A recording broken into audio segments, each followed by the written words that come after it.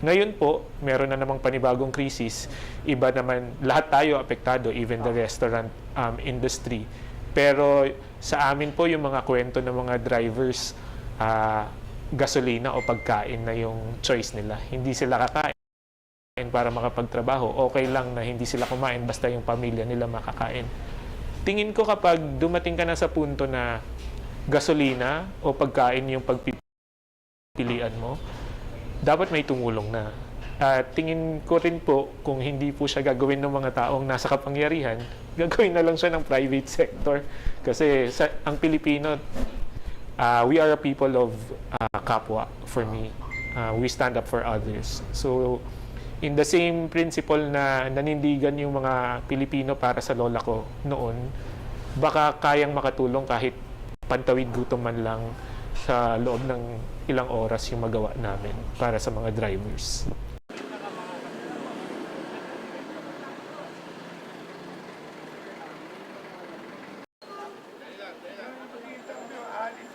Halo po siya, personal expense, but marami pong tumutulong. Kaya ko rin po, kaya matapang din po ako na gawin to kasi tingin ko yung mga Pilipino natural na matulungin. Nag-start yung initiative sa Friends Network nung nag-sound na ako ng alarm bells, marami nang nagpadala, both in cash and in kind. Yung mga ingredients na ginagamit natin, marami pong galing sa mga partners din. For example, yung mga gulay natin galing sa farmers sa Benguet.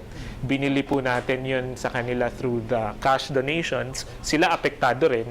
So, binili natin sa kanila above farm gate prices para hindi naman sila malugmok din. Hindi siya rescue kasi kapag ni-rescue mo na, wala nang kikitain yung farmers doon eh. Pero dahil, sabi ko nga po, matulungin ng Pilipino, dahil binili natin sa makataong presyo yun sa mga farmers, tinapatan nila yung donasyon.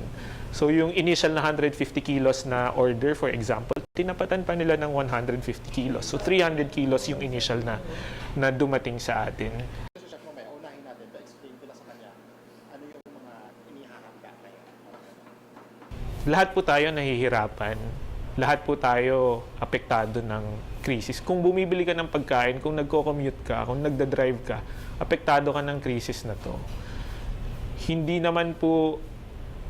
po tayo dapat nag-aagawan sa kindness ng isa't isa. Ngayong nakafocus po yung training sa transport sector, alam po namin yun ay dahil ang choice na nila pagkain o gasolina. Ang pakiusap ko lang po, kung nasan po tayo ngayon, kung meron tayong maibibigay, ibigay po natin sa mas nangangailangan sa atin. Kasi yun po ay nakaka-inspire sa maraming tao at mas nakakapaniwala sa pagkatao ng isang Pilipino yun. Just in case lang po sa mga makapanood nitong storya natin about dito nga sa effort. At gusto din nila pong tumulong. Saan po sila pwede makipag-ugnayan? Number or email po? Pwede nyo po akong i-message directly sa Facebook. Ang pangalan ko po, Jason Gaspar Maulit. Ang email ko, jason.maulit@gmail.com. May Y po yung Jason. We accept po donations in any kind. Yung cash, ginagamit natin for our operational cost. Kasi yung mga, batawag dito, mga staff naman natin, sila lalaban nila hanggat kaya nila. Pero syempre, kailangan din nila ng gasolina para sa araw-araw na parte ng buhay. Yung mga pagkain, padala nyo po kahit ano ingredient, kaya namin gumawa ng ulam from it.